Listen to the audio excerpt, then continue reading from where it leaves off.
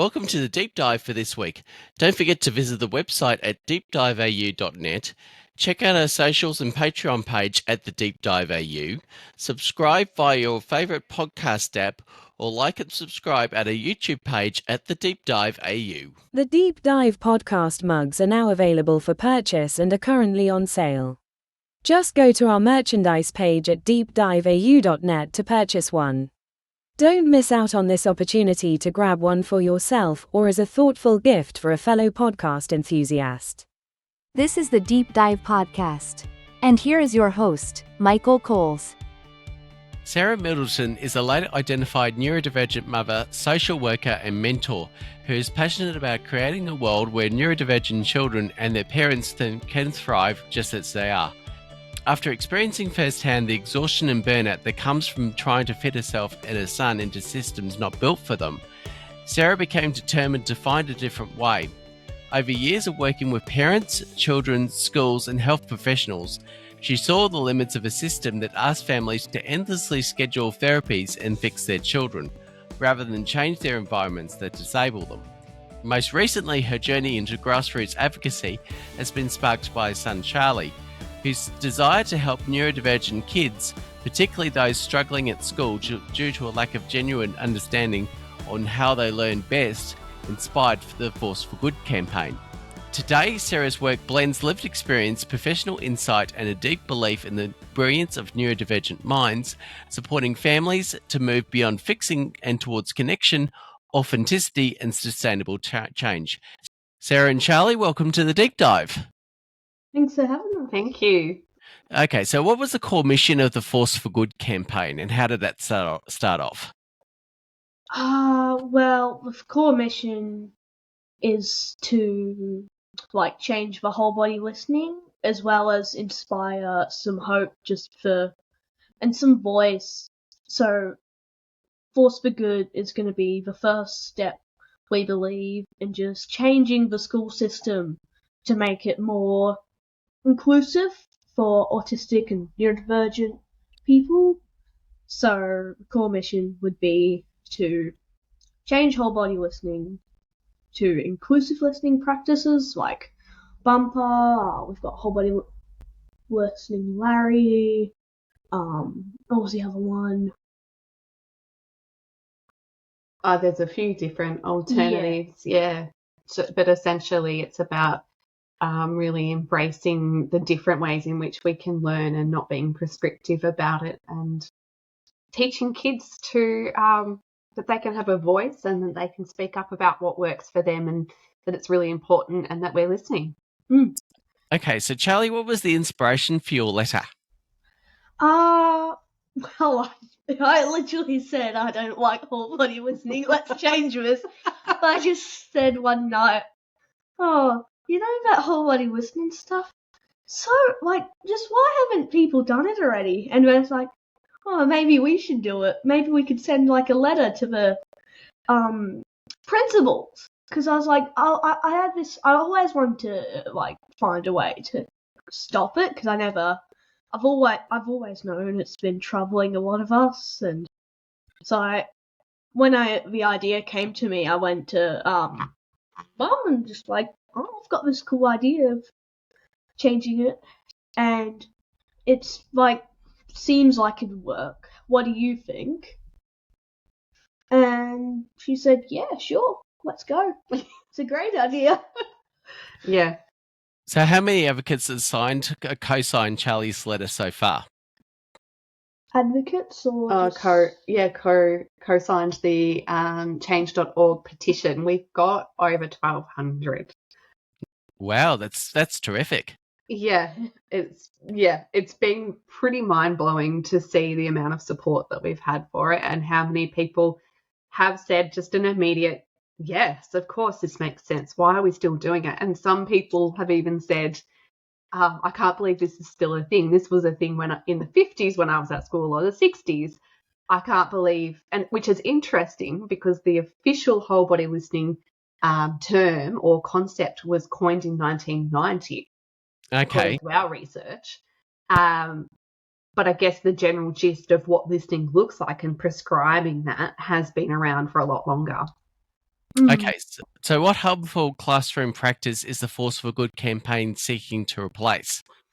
So the harmful classroom practice is whole body listening, but like it's sort of like it is a thing in itself, but it's also a concept, and it's like the eyes on speaker, no fidgeting, hands on laps, sitting still and straight and crossing legs and all that sort of stuff. And it's just Yeah, so there's different ways that I think that it's being used in classrooms at the moment, and it's not used everywhere. And it is apparently even used in early childhood settings at times.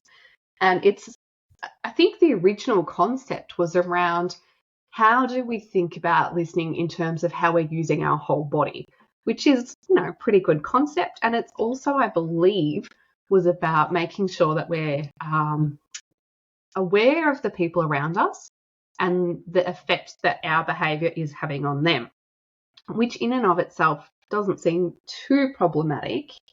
It's when we get really prescriptive about what it looks like without considering whether or not that's actually how everyone learns. And we know that neurodivergent learners, for the most part, benefit from either looking away from the teacher's face, for example, because tracking the teacher's face and making eye contact can be distracting, and some autistic people actually describe it as painful. It's basically a whole sort of like, looking at the person through the eyes, and that's really not necessarily the case for learning and stuff like that. People can sort of like fidget or sort of like, move around or stuff like that. As long as there's basically that, like, you take in the concepts, it's really no big deal. Yeah, and I just wanted to clear off something quickly. Like, some people, like teachers, might, for example, take it as their own fault. It's not. It's something that hasn't been recognized or seen, and it's pretty recent, the research, and it's not at all the teacher's fault. And it's not at all, it's certainly not the children's fault. And I feel like that is a thing, but teachers should listen to the children a bit more, because they do often, like, a lot of adults just tend to queer off when a child might say something, and I feel like dismiss it kind of thing. Dismiss it, and I feel like a lot of us do actually, like, it's not really, a lot of it isn't based off sciencey stuff, but it's a lot of experience from our own, and I feel like it's really important to get that perspective, and that's what we're doing here. I see, like you're talking about how when a child says something's difficult or uncomfortable or they're stressed out by something, that of course teachers can sort of maybe not understand that. And as you say, it's not like the child's able to explain, well, the neuroscience of my brain is da da da da da, and I'll need to fidget to, be able to achieve paying attention to what you're saying. But the experience inside of the child and how they're going is really valid and important. I like, though, Charlie, what you were saying about it's really important that we're not blaming. And we, not for one moment in working on this campaign, have we been saying we want to make anyone feel bad or point the finger. We do think that this is very much just something that's been considered good practice in classrooms for a long time, and probably is just one of those things that hasn't been re-examined in recent times. And so it's more about raising awareness and bringing this to attention of those who perhaps are using it, or schools that are using it, and saying, oh, we understand more now about the differences in the ways we all pay attention, and this doesn't fit anymore. Okay, so why is whole body listening problematic for neurodivergent students? Why is it problematic? Well, there's a lot of things like sitting still, if you're autistic or just neurodivergent, you just it's like sitting still. It's not. It's like It's a strange concept. Yeah, and we need to be moving, and it gives that stimulation. And you might have heard about stims, which are when we'll do like flapping or tapping, and then Any kind of movement or sound making, vocalizing. and then like sometimes these can even get like a bit harmful for ourselves if we're like really need to get stimulated. And so like sometimes I find myself sometimes banging my head on a pillow, not because I'm sad or angry, but some people it happens if they're sad or angry, but just because I need a stim. Yeah. And it's like, yeah, and I feel like it's great to have these things that comfort us, but it's about finding the ways and navigating and being a bit more curious from the teacher's perspective, just of how that works for them. Because it must sound a little strange to someone who doesn't need to bang their head on a pillow No. to feel their best selves or to regulate. Like, that must be a strange concept that your body needs to move or stim, fidget, those sorts of things. I've got a great example right here. I've got a weighted elephant right here. Oh, looks very cute. So, how can students and allies participate in the Force for Good campaign? All right. That sounds like it's for me to share. So there's a few ways that people can participate. We have got the 4 days of listening coming up from May 2nd to May 5 this weekend. So starting on Friday, going across the weekend, including Monday. And so people can get involved if they would like. Families, children, students can send a letter to a school principal, or an educational decision maker. So someone who perhaps works in government, someone who can influence how decisions are made in education. Or they might even work at the local level, so for the Department of Education, for example, and have the influence to make decisions. So this is about both students who are currently in schools and students who are perhaps even learning at home or moved schools. They might want to send a letter to their old school. So basically, if they would like to send a letter, they can come to our website and download Charlie's letter, or they can write their own letter requesting for this change to be made with their own reasons as to why. Or they could even download Charlie's open letter that he worked on with Annie Crow, who is a wonderful human rights lawyer and disability advocate, and tweak it to make it their own. So that's one way they can get involved, by sending a letter. Another way is to show their support by either supporting a young person to send a letter. So this applies to educators, allied health professionals, parents, grandparents, just anyone. They can support a young person to send a letter, or they can show their support for us by putting their lightsaber out. So whether they be drawing a lightsaber or create a video of one, in some way using the lightsaber as a way of showing their support for what we're doing and for the kids who are sending the letters, and sharing the petition, signing the petition, sharing our posts on social media would be amazing. Because we're chopping up whole body listening into a few pieces. Yeah. And also, I reckon speech therapists, occupational therapists, social workers should also be in a lightsaber battle as well. Yeah, just my thoughts. Show your support by getting into a lightsaber battle and tag us. Yeah, record it, tag us, take photos, let us know, because I think this is really important that young people can feel our support, that they're not alone in this. So what statistics from 2023 highlights the urgency for change in Australian schools? Good question. So this is a pretty confronting statistic. and it is that 38% of Australian children were chronically absent in 2023. 38% of Australian students unable to get to school. And I say chronically absent. So, getting to school perhaps in patches, but not really able to access an education because of inconsistent attendance. School can't. And I think that's a big thing. So how does this campaign argue whole body listening conflicts with the Disability Standards for Education 2005 legislation? Good question.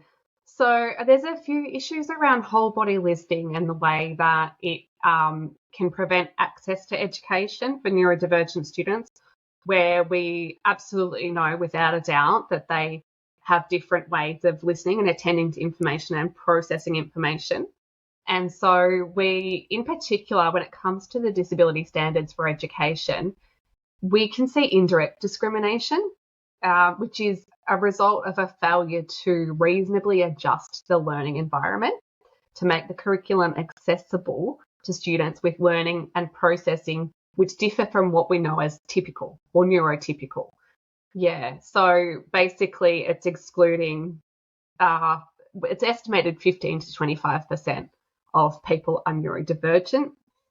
The challenge we have in schools, and this applies to a lot of us who are late identified neurodivergent, we had no idea of this when we're at school, and there are still so many young people at school who do not know that they have these differences in their needs. And so we need to ensure that we're catering to everyone, whether they have a diagnosis or not, to all different ways of being, just knowing that these different neurotypes exist and that the school system needs to cater to all of them, make the curriculum accessible. And so that's where it's not aligning with the Disability Standards for Education legislation. Okay. So what broader impacts do current classroom listening expectations have on neurodivergent students' well-being? Not good ones. Not good ones. Do you want to talk, Charlie, a bit about My burnout?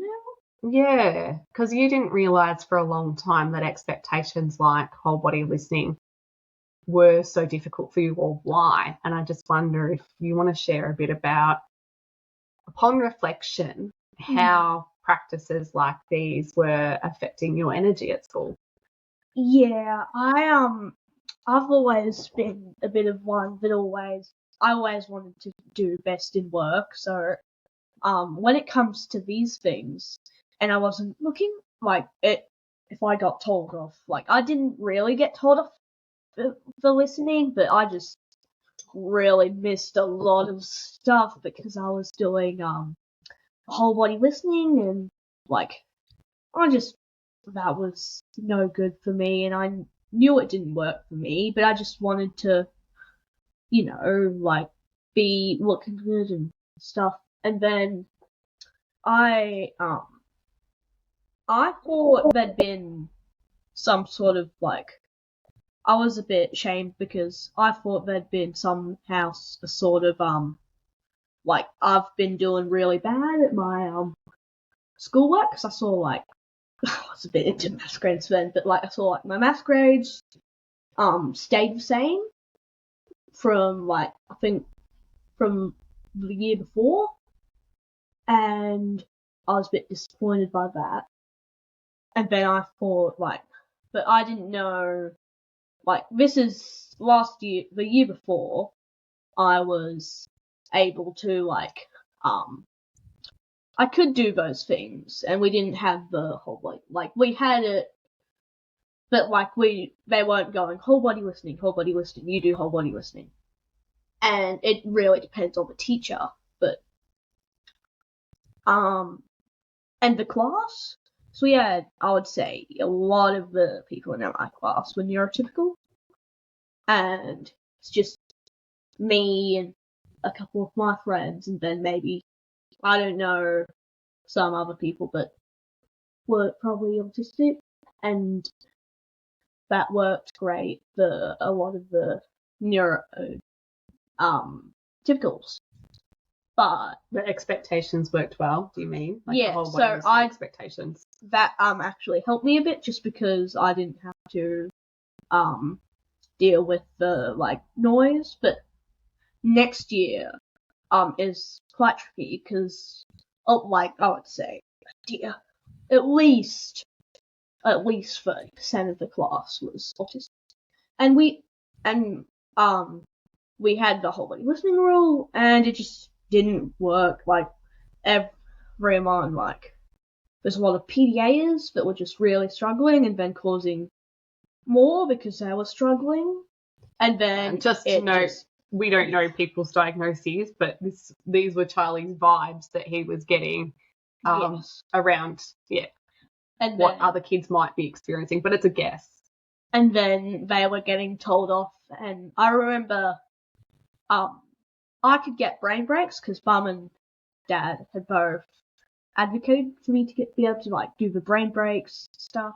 Then I remember seeing some kids go up to get a brain break, and the teacher saying, "No, you don't have the special thing that says you have brain breaks." And I just felt, oh my god, like I just felt so bad seeing that happen when they asked they needed help, and because they hadn't been advocated or didn't know they were, but in fact they probably might have had the diagnosis and stuff, and they still hadn't. And yeah, and then that year I started going down and down, and had a big period of burnout where I didn't do friends that year. Like I had a large group of friends, but I just didn't be with, like I just kind of sat with them. I didn't engage. I was spending so much energy working, I couldn't do much with friends. I was working hard, and then that's with like 2 days homeschooling as well, and it was still happening, and I was still struggling.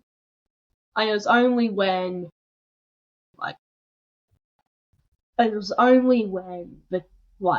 we talked to the principal and said this is happening, and they actually said, well, here we've got some quiet space for you to work, and we'll be given a passion project. And then only then did I manage to start to come out from my burnout, and that was very tricky. And yeah. And so through Charlie's experience of becoming really fatigued by managing the school environment, and whether that be related to expectations like whole body listening, I mean, I think it was really complex in terms of why he was having such difficulty managing the environment. But certainly I think being able to pay attention and process what the teacher was saying, whilst also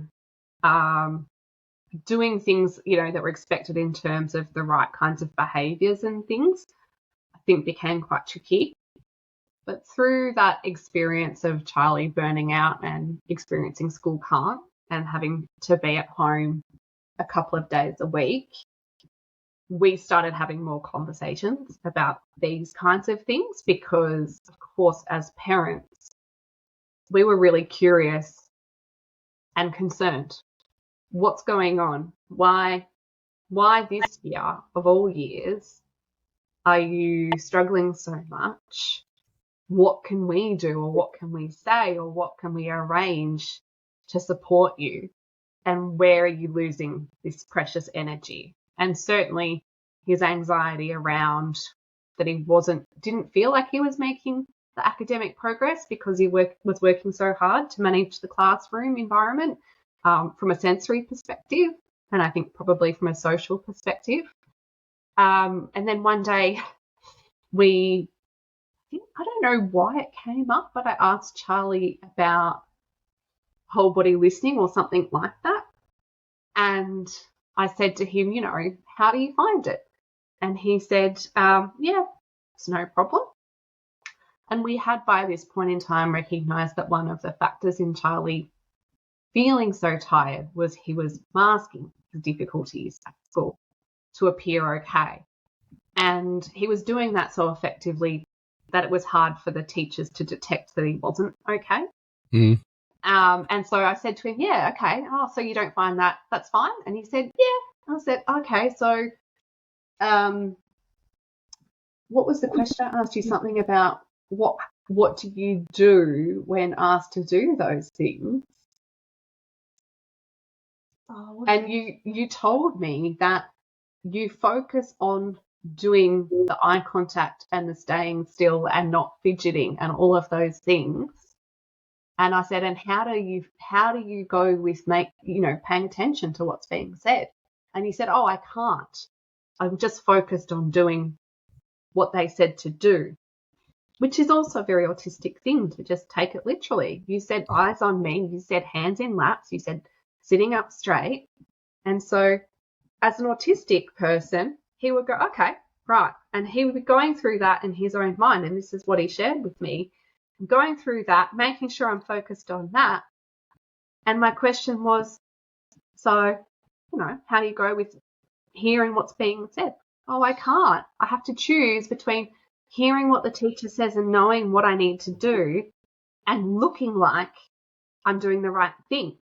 And this was one of kind of those key conversations of, so how much of this is going on in your school day where you're trying to appear like you're expected to be whilst internally so focused on that you're actually not able to process what's happening and are not able to think about your actual learning. Mm. So what does it mean to create a truly accessible education system according to Force for Good? Like, stop being so, we do this. It's not, and listen to the voice. Like, there are voice things, and obviously there's SRC, and they say that's a voice, but like, I just like teachers to be a bit more curious and be like, oh, because some teachers just go, oh, well, this kid's really unfocused and he's not listening properly. What a bad kid. And it's like, no, have a little look, ask, why is he not listening? And then it's like, well, what's he doing when he is listening? Well, he's running around, and it's like, I can't run around. And it's like, oh, it is okay to run. Like, well, not really, but like just dancing or something. That's really okay. There's absolutely nothing wrong with that. There's nothing wrong. It's about navigating, like, where's a space where you can do that without distracting the other kids. Mm. And it's about finding out the answers for these questions. And we're making a little guide on how to implement this, and just some of the basic problems, like, oh, well, we've got a kid that wants to dance. How can we get him to dance without distracting the other kids, and things like these, with like just teachers to be a bit more curious about it. That's what we're doing. We're trying to start guiding that. Whole body listening is a big thing in this, with going for probably one of the biggest. Yeah, and we've gone for something really concrete. Can we change this for this? And the question you asked, Michael, is just so huge because, like, we don't have all the answers. We know that we've got a lot of problems with the school system as it is, because we know that teachers are feeling quite stressed and burnt out. As a whole, people are leaving the profession. We know that we have that figure of 38% last year who had chronic, were unable to attend school for whatever reasons, didn't get to access education. And you know what's funny about that? Yeah. 38% did it. And about 50 to 20% are neurodivergent. So it's obviously not just neurodivergent people. And I feel like people have got this idea of you're autistic, you need these things. But like, what if like some neurotypical people, like undiagnosed people as well, like Yeah. it's just seeing that number, it just opens your mind out and you're like, well, if it's not just the 20%, which is a big amount that are autistic Or and neurodivergent. Yeah. neurodivergent. Sorry, I keep saying autistic instead of neurodivergent. But We're all pretty much the same sort of thing. So it's basically autistic, ADHD, neurodivergence, pretty much the same thing. And I would have also think that some of the parents would have said, no, you can't do that. And they would have been like, some of them would be like a lot strict if you go to school like this. Not many, but a few. Yeah. So there could be an extra like 1 or 2% on that. Yeah, so it's a significant percentage, and there's more issues around access to education than just what we're talking about, and more issues around access to education beyond neurodivergence. There's inequities, definitely.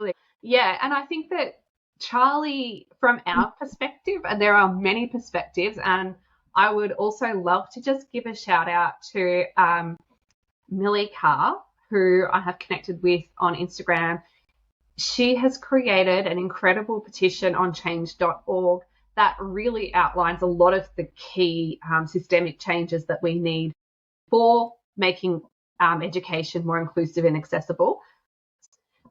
But I think that when it comes to what Charlie was saying, something that we're really passionate about is listening to the lived experience of our children, helping them to understand their own brains so as they can be empowered to understand their needs and can actually be collaborative with their teachers, as well as we think that it's essential to be collaborative with families, because families also know their children really well, and to also collaborate with families in helping them to connect with the resources that are needed to truly understand how neurodivergent brains and bodies are going to thrive.